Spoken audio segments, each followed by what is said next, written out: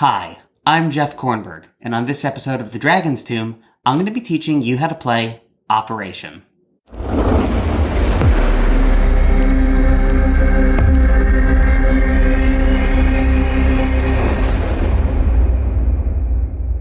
In Operation, players take on the role of murderers who have just killed their drug dealer and are trying to hide the evidence by stuffing it inside his body.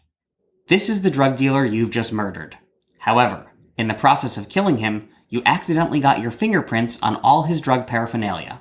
His heroin needle, lines of coke, disco biscuits, ketamine bucket, crack pony, steroid bone, hash wrench, dank butterfly, pot pumpkin, Pac-Man on meth, and his drug delivery slingshot. To set up the game, place the drug dealer on the table and his paraphernalia next to him. This is blood money. Shuffle the bills and put the stack on the table. Finally, take the murder weapon, this electric jumper cable, and jab it into the drug dealer's heart. His body will immediately start convulsing. Now you're ready to start playing.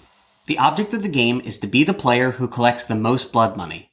The tallest player goes first. On your turn, take the top bill off the stack of blood money and flip it over.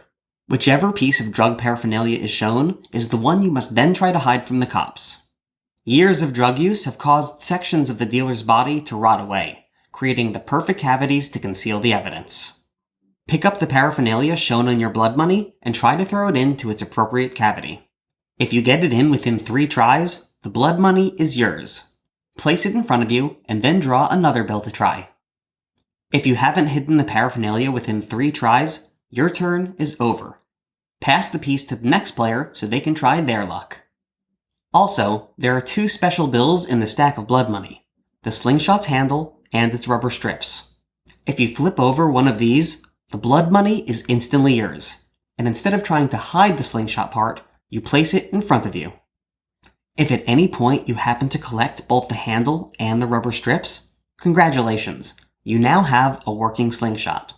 When tossing evidence into the drug dealer, you may now opt to use the slingshot instead, giving you a huge advantage over your opponents. Once all the evidence is hidden inside the drug dealer's body, the cover-up operation is complete and the game is over. Have each player count up their blood money, and whoever has the most wins the game.